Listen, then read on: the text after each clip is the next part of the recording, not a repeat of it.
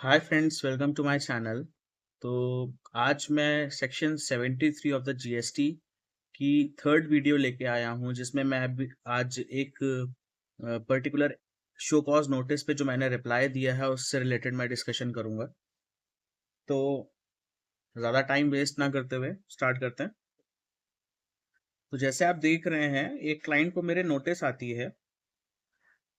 ये ऊपर के पैराग्राफ में मैं आपको बता दूं, ये लिखा है कि सेक्शन 61 जो एएसएमटी 10 की नोटिस आई थी उसमें जवाब नहीं दिया गया था। उसके बाद 73 की नोटिस आई है। तो खैर चलिए। तो पहला जो पॉइंट था उसमें ये था कि 20-21 के टर्नओवर में जो जीएसटीआर 3B और जीएसटीआर 1 दाखिल किया गया है उसमें कुछ कमियां पाई गई हैं और अच्छा खासा एक अंतर है। कितने का? 9,92,460 का। आपके जीएसटीआर 1 में जो आपने सेल दाखिल करी और 3B में जो भी सेल उठ के गई है जब आपने टैक्स पे किया, उसमें करीबन 9,92,000 का डिफरेंस है, जो कि बहुत ही बड़ा डिफरेंस है। और ये जो क्लाइंट है, इनकी बर्तन की दुकान थी, यूटेंसिल्स की थी। तो यूटेंसिल्स जो है वो 12% में आ रहे थे उस टाइम पे पहले। अभी तो सिर्फ 5 और 18 रह गया। पहले ये 12% पे थे और अब यूटेंसिल 5% में आ गया है। सितंबर के बाद, पिछले साल सितंबर 2025 के बाद अब यूटेंसिल 5% में है। पहले ये 12% में था। तो अगर सेल में इतना बड़ा डिफरेंस है तो ये बहुत ही टेंशन वाली बात है। तो जब मैंने इसका पूरा देखा कि क्या था, तो मैंने अपने रिप्लाई में, देखिए मैंने क्या बनाया है। देखिए स्टार्टिंग कैसे मैं करता हूँ वो आपको पता है, मैंने पिछले 2 वीडियोस में भी आपको दिखा रखा है। आप प्लीज उसको जाके यूट्यूब पे चेक करिए। उसको हमेशा मैंने कैसे रिप्लाई ड्राफ्ट किया है, कैसे नोटिस को पढ़ना चाहिए, कैसे अप्रोच करना चाहिए, आप उसको देखिए, उससे समझिए। जितना क्लैरिटी से शायद मैंने बताया है, शायद ही यूट्यूब पे ऐसी कोई वीडियो पड़ी है। तो थर्ड वीडियो में भी मैं अपना कैसे रिप्लाई स्टार्ट करता हूँ, या कैसे मैं एड्रेस करता हूँ अपने अधिकारी को जिसको मैं लिख रहा हूँ, जो भी सेक्टर ऑफिसर है। ये वही है, जैसे टू द असिस्टेंट कमिश्नर और डिप्टी कमिश्नर और commercial tax officer CTO sector जो भी है, एसजीएसटी भवन, commercial tax department, Lucknow. In reference firm का नाम, उसका एड्रेस, उसका GST number. Subject reply against the show cause notice, wide reference number this, dated this, for financial year this. Respected madam, मुझे पता था कि लेडी ऑफिसर है तो मैंने मैडम लिखा है। A said SCN under section 73 served to the applicant for financial year 2021 for which the applicant is submitting his reply। तो रिप्लाई मैं अपनी आपको बताया था कि मैं नोटिस से उस पर्टिकुलर चीज का स्क्रीनशॉट लेके अपने रिप्लाई में चिपका देता हूँ, उसके बाद मैं उस चीज को डिफाइन करना शुरू करता हूँ। इससे अधिकारी को पढ़ने में आसानी होती है। सपोज उसके पास नोटिस की कॉपी नहीं है, सिर्फ रिप्लाई की कॉपी है, तो वो भी मेरे इस पर्टिकुलर चीज को देख के समझ सकता है। तो जब मैंने उसको देखा तो पता चला कि चौथे क्वार्टर में कुछ गलती हुई है, मिस्टेक हुई है। जनवरी, फरवरी, मार्च फॉर फाइनेंशियल ईयर 2021, मतलब जनवरी 2021 से मार्च 2021 का जब मैं एक क्वार्टरली रिटर्न फाइल कर रहा था, ये फर्म जो थी वो क्वार्टरली में रिटर्न फाइल होते थे, तब अकाउंटेंट ने एक बहुत बड़ी मिस्टेक कर दी। ये आप देखिए, मैंने इसको इस तरीके से लिखा हुआ है कि it is to be submitted, accountant of the firm had made a clerical mistake while filing the GST return for the fourth quarter। उसने करा क्या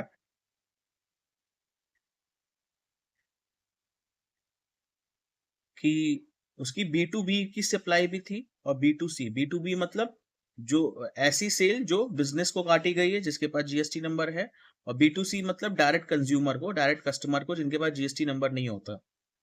तो दो तरीके की सेल थी, B2B भी थी उसके पास, B2C भी थी। उसने B2B की सप्लाई तो सही सही मेंशन करी। B2B की जो सप्लाई थी, जो मैंने सेल करी थी दूसरे व्यापारियों को जिनके पास जीएसटी नंबर था, वो मैंने करेक्टली मेंशन करी अपने जीएसटीआर 1 में। ठीक है, लेकिन जब मैंने B2C की भरने की बारी आई, जब मैंने B2C में भरना था, तब मैंने वहां पे बहुत बड़ी मिस्टेक कर दी। मतलब अकाउंटेंट मैंने नहीं करी। तो मैंने उस चीज को लिखा that the total outward supply for the period was 18,46,000। मतलब टोटल सेल कितनी थी? 18,46,000, जिसमें से B2B कितनी थी? 9,97,417 और B2C थी 8,48,000। हुआ क्या कि अकाउंटेंट ने 9,97,000 तो सही सही मेंशन कर दिया,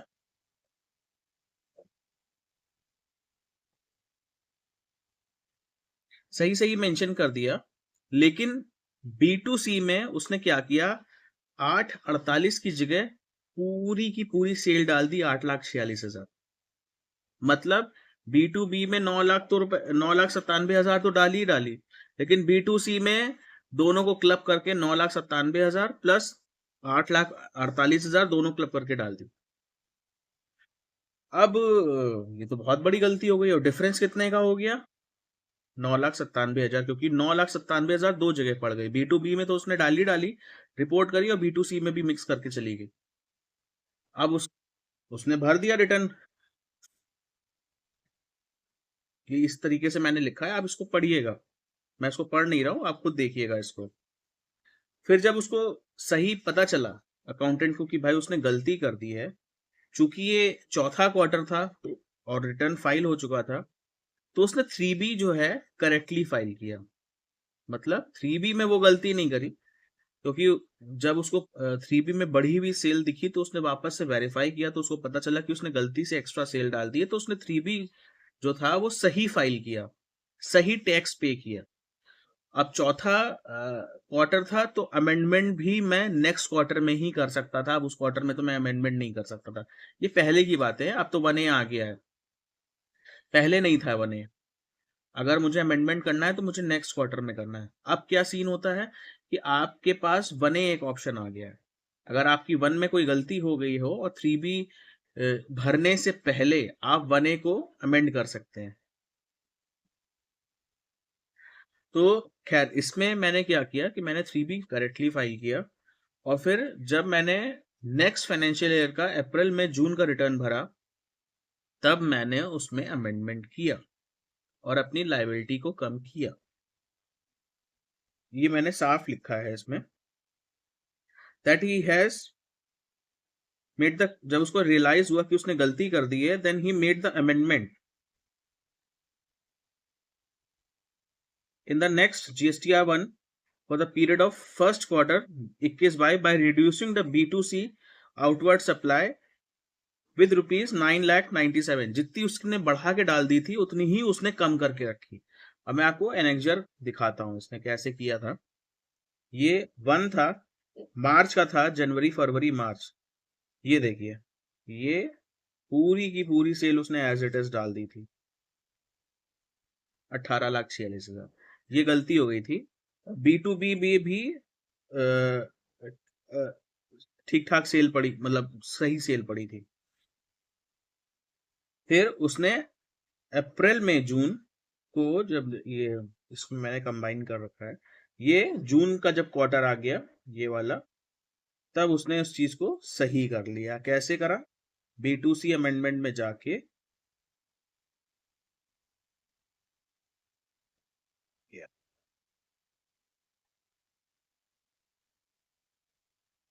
ये अमेंडमेंट B2C,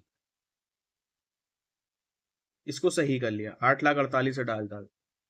अमेंडमेंट करना जब होता है ना, तो आपको यहाँ पे सही फिगर डालनी होती है। जो आपको एग्जैक्टली फिगर डालनी थी, वही फिगर आपको रखनी है यहाँ पे। तो इससे क्या हुआ, मेरी लाइबिलिटी जो है वो 51,000 रुपए से अपने आप कम हो गई, और मैंने 3B तो सही से भर ही दिया था। तो ये ठीक, मतलब ये बात यहाँ पे हो गई थी। अब आता हूं मैं वापस अपने रिप्लाई पे। मैंने लिखा कि भाई उसने अपना थर्ड क्वार्टर जो था, क्योंकि करेक्ट करेक्ट आउटवर्ड सप्लाई दिखाई थी 3B में, और अपना जो है टैक्स था वो करेक्टली पे किया था। और मैंने फिर GSTR 9 भी भरा था। 9 मुझे भरना नहीं चाहिए था, मतलब ज़रूरी मैंडेटरी नहीं था मेरे लिए, क्योंकि मेरा टर्नओवर इतना नहीं था। 9 2 करोड़ वालों के लिए मैंडेटरी होता है। लेकिन मैंने 9 इसलिए भरा था क्योंकि जब हम लोग वैट की प्रैक्टिस करते थे, जीएसटी आने से पहले, तो हम लोग क्या करते थे कि बाय चांस अगर किसी क्वार्टर में गलती हो गई है, और हम लोग क्या करते थे कि एनुअल अपना सही कर लेते थे। तो जब हम लोग केस कराने जाते थे वैट के टाइम पे, तो अगर हमसे कोई क्वार्टरली गलती हो गई है रिटर्न्स में, तो हम लोग एनुअल में सही कर लेते थे। तो सेम प्रैक्टिस मैंने यहाँ पे भी करी कि विदाउट एनी डिले मैंने अपना जीएसटीआर 9 फाइल किया, और उसमें भी मैंने अमेंडमेंट को दिखाया कि मैंने जो है सही करके भरा है। 9 में भी मैंने अपनी एक्स्ट्रा लाइबिलिटी 9 में नहीं शो करी है। अगर मैं आपको दिखाऊं इसमें,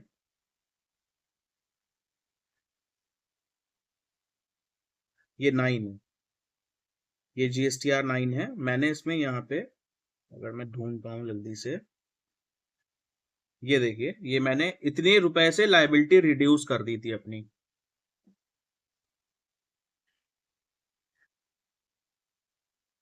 पर्टिकुलर ट्रांजैक्शन जिसमें मुझे बताना था कि मैंने कोई भी अमेंडमेंट किया हो, तो मैंने ये बताया कि मैंने इतने रुपए से अपनी सेल जो है वो कम करी है भाई, पर्टिकुलर फाइनेंस। इसको करने से ये बिल्कुल क्लैरिफाई हो गया अधिकारी को। हालांकि ये बहुत ही डिस्प्यूटेड मैटर था, वो चाहता तो ना भी करता, लेकिन मैंने बताया कि नहीं सर, ये जेन्युइन है और उसमें गलती, जरूरत सही, मतलब गलती दिख रही है। एज इट इज पूरी सेल चली गई। अगर कुछ आड़ी टेढ़ी फिर फिगर चली जाती ना, तब तो दिक्कत हो जाती। लेकिन वो पर्टिकुलर सेल चली गई थी पूरे क्वार्टर की, मैंने उसको फिर सेल का अपना एक पूरी लेजर दे दिया कि भाई चौथे क्वार्टर की ये सेल थी और एज इट इज पूरी चली गई। तो वो मान गया उस चीज को लेके। तो दूसरा पॉइंट आता है, दूसरे पॉइंट में ये आता है कि भाई मैंने अपनी टैक्स लाइबिलिटी 1 में जो शो करी आईजीएसटी में 1334, और 3B में 739। अच्छा, तो 594 रुपए से मैंने कम शो करी लाइबिलिटी, और 5,01,000 इधर और 4,41,000 इधर, तो 59,877 और 59,877 से मैंने अपनी लाइबिलिटी कम करी। ये 596 रुपए तो मैंने डीआरसी से जमा कर दिए, छोटी सी फिगर थी तो मैंने ये जमा कर दी। ये मैंने कहा छोड़ो, बेकार की टेंशन, 595 रुपए के लिए क्या करना है, मैंने ये जमा ही कर दिया। लेकिन जो ये डिफरेंस दिख रहा है ना कि मैंने ये इतने से टैक्स कम पे किया, 59,000 और 59,000 से आउटवर्ड सेल पे, ये इसी पर्टिकुलर 992 से रिलेटेड है। तो मैंने वही एज इट इज अपना रिप्लाई लिख दिया।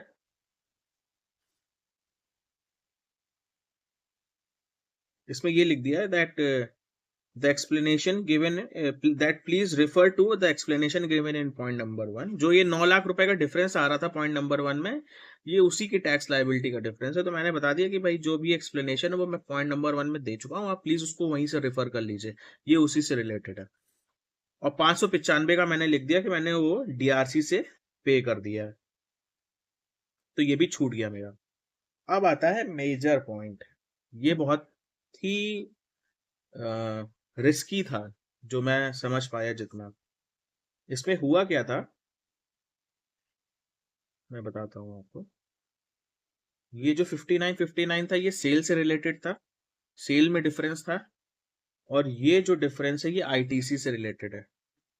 उस टाइम पे आईटीसी ऑटो पॉपुलेट होके नहीं आती थी, जो भी क्लाइंट भेजता था हम लोग एज इट इज उसको फीड करते थे क्लेम करने के लिए। तो हुआ क्या यहाँ पे, मेरे 2A में ये दिख रही थी आईटीसी 1,40,000, 1,40,000, और मैंने क्लेम कितनी करी, 1,83,000, 1,83।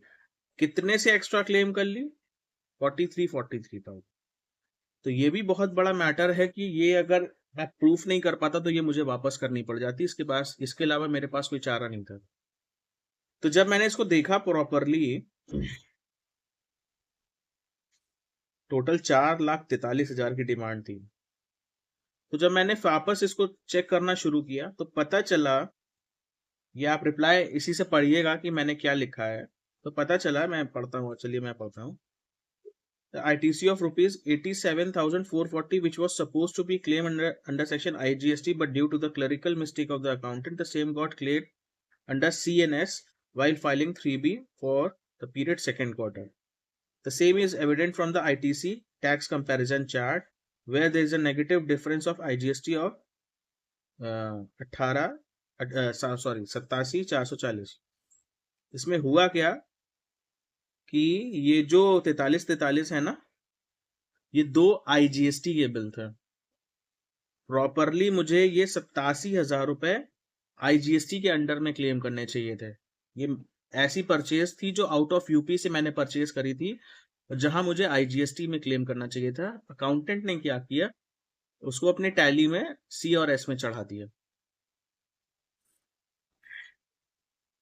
ये केस ऐसे छूट नहीं रहा था, मतलब इतनी आसानी से ये नहीं छूट रहा था। अधिकारी कह रहा था कि मैं नहीं छोड़ूंगा, बट स्टिल थोड़ा सा मैं लगा रहा उसमें, और ये इसी तरीके से मैंने लिखा कि भाई ये गलती हुई है। ये वो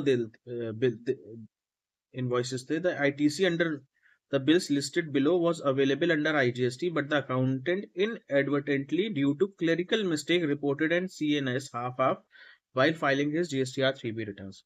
ये दो पर्टिकुलर इनवॉइसेस थे जिसमें मुझे IGST क्लेम करनी चाहिए थी, लेकिन मैंने उसको आधा आधा क्लेम कर लिया। मैंने फिर उसके ओरिजिनल इनवॉइसेस भी लगा दिए फॉर एन एविडेंस, और लिखा कि कोई भी एक्सेस नहीं है, बस आई को मैंने आधा आधा C और S में क्लेम कर लिया। कायदे से बहुत सारे केसेस ऐसे थे दूसरे सेक्टर्स के जहां पे अधिकारी इसमें रिलीफ नहीं दे रहे थे, और कहा था कि जाइए आप अपील में जाइए और वहां से छुड़वाइए। अब क्या था इसमें मुझे पता नहीं, लेकिन मैं कायदे से लगा रहा था। मैंने कहा साहब ये छूटना चाहिए, और छूटा कैसे, सिर्फ एक चीज से, मैंने इसमें एक केस लॉ लगा दिया, ये वाला। मैंने कहा क्योंकि होता क्या है कि अधिकारी भी झिझकता है भाई, वो रिलीफ दे रहा है तो ऐसा ना हो कि कल को उसकी भी ऊपर कोई जांच हो जाए। तो जो उसको सही जो लगता है वो करता है, मानी सी बात है, बट हमारा काम है कि उसको अच्छी तरीके से प्रेजेंट करना। तो मैंने साहब से कहा कि साहब ये केस लॉ है, तो आप इसमें देखेंगे तो इसमें हाईकोर्ट ने रिलीफ दे रखी है। तो जब उसने देखा इस चीज को, तो वो भी समझा कि हाँ प्रॉपर रिलीफ जब हाईकोर्ट ने दे रखी है तो हम भी दे सकते हैं, और उसने फिर हमको उस पर्टिकुलर केस के लिए रिलीफ मिली मुझे। और ये केस पूरा एज इट इज, ये मैंने टैक्स कंपैरिजन चार्ट देखिए मैंने लगाया था, ये यहाँ से पूरी छूटी हुई है और यहाँ पे आधी आधी पूरी क्लेम हो गई है। ये रेड जो दिख रहा है वो एक्सेस क्लेम है, और जो माइनस में दिख रहा है वो शॉर्ट क्लेम है। तो it is apparent on records, और साफ साफ क्लियर है कि ये गलती हो गई है। तो ये केस एज इट इज यहीं से पूरा छूट जाता है। बहुत ही मेजर मिस्टेक्स थी। आउटवर्ड सप्लाई में भी जब 9 लाख रुपए का डिफरेंस हो गया था, उसको प्रूफ करना बहुत मतलब बहुत ही हेडेक का काम था वो, लेकिन मैंने करा उसको। और फिर जब ये पर्टिकुलर ITC, ये तो और ही डिफिकल्ट था। अगर मैं केस लॉ या नहीं ढूंढता उसमें तो शायद ये ना छूटता, रिलीफ ना मिलता, मुझे पूरा पूरा पैसा वापस करना पड़ता, लेकिन छूट गया। तो ये आज मैंने जितना भी मैंने बताया, आई होप आपको समझ में आया होगा। और इसको दिखाने का बस एक मकसद ये है कि जरूरी नहीं है कि इस पर्टिकुलर तरीके से आप सब कुछ सीख जाएंगे। ये एक अप्रोच है, ये लिटिगेशन का एक अप्रोच है कि आप किस तरीके से रिप्लाई लिख सकते हैं। भले ही आपके पास कोई किसी दूसरी तरीके से नोटिस आए, कुछ और पूछा जाए, लेकिन आपके माइंड में ये होना चाहिए कि आपको शुरुआत कहाँ से करनी है। जब तक आप शुरुआत करना नहीं सीखेंगे, आप कभी भी उस चीज को नहीं लिख पाएंगे। भले ही आप हिंदी में लिखिए या अपनी मदर टंग में लिखिए, जो आपके यहाँ चल रही है। इंग्लिश में लिखना अगर आप कंफर्टेबल है तो इंग्लिश में लिखिए, हिंदी में भी लिख सकते हैं आप। क्योंकि जब नोटिस पूछने वाला हमसे हिंदी में क्वेश्चन कर रहा है, तो हम हिंदी में जवाब भी दे सकते हैं। आप हिंदी में लिखना चाहते हैं तो हिंदी में लिखिए, लेकिन उसको कैसे लिखना है, लिटिगेशन में यही एक बहुत मैटर करता है कि आपकी हर जवाब को अच्छे से लिखना चाहिए। मतलब पहली रिप्लाई ऐसी होनी चाहिए कि ताकि जब भी आपको अपील में जाना पड़े तो आपको कुछ एक्स्ट्रा नहीं लिखना है। आप ऑलरेडी अपना सबमिशन दे चुके हैं, और जो भी सबमिशन आप लोअर कोर्ट में देंगे वही सबमिशंस आपकी आगे भी जाएगी। तो हमेशा लिटिगेशन का एक यही पॉइंट होता है कि कभी भी कुछ भी छोड़िए नहीं। ऐसी-ऐसी चीज़ों को लिखिए, ऐसी-ऐसी बारीक पॉइंट्स लिखिए जो अ, भले ही आप हाई कोर्ट, सुप्रीम कोर्ट चले जाएँ, तो कल को ये ऑनेबल जज ये ना कहें कि क्या आपने लोअर कोर्ट में जब आपने ये रिप्लाई दिया था, तो आपने पॉइंट्स लिखे थे? और अगर आपने नहीं लिखे होंगे, तो ऊपर पॉइंट्स कभी भी कंसिडर नहीं करे जाएँगे। तो हमेशा आपका लोअर कोर्ट में जो भी जवाब होगा, वो हमेशा सटीक और बिल्कुल पॉइंट टू पॉइंट और अच्छे से एक्सप्लेन्ड होना चाहिए। तो आई होप जो भी मैंने आपको बताया वो आपको अच्छे से समझ में आया हो। अगर आप इस पे प्लीज़ कमेंट करिए, अगर आपकी कोई क्वेरी है इससे रिलेटेड तो आप बेझिझक पूछ सकते हैं, जैसे मन चाहे वैसे पूछ सकते हैं। मैं आज कोशिश करूँगा कि आपको हर सवाल का जो है जवाब दूँ। तो